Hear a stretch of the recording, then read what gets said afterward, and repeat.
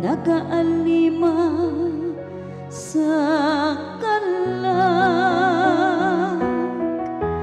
ang kasuguan sa Ginoo kasaligan, nagahatag og kinaadman sa tawong ngayano. Ang imong mga puno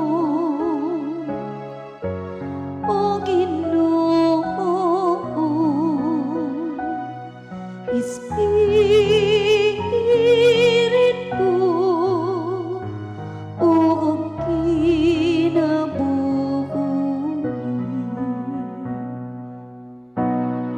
mga kasuguan sa Ginoo matarong,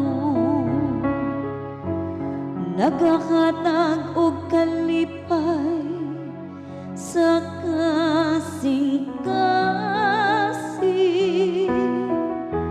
Ang sugo sa Ginoo matinaw, nagahatag og kahayag sa mata.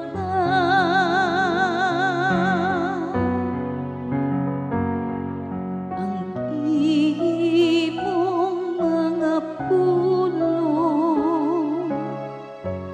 o Ginoo,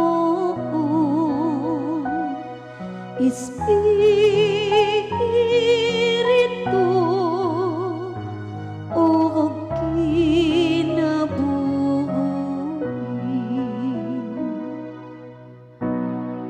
kahadlok sa Ginoo malinis, nagalungkad hangtod sa kahangturan. Ang mga kasuguan sa Ginoo matuod, silang tanan mahatarong.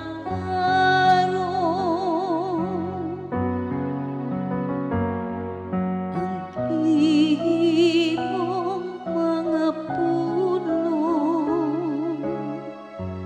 o Ginoo, Espiritu o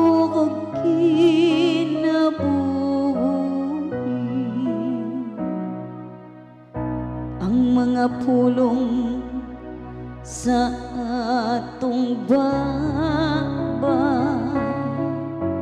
ug ang huna-huna sa atong kasing-kasing, makapahimuon unta kanimo o Ginoo akong bato ug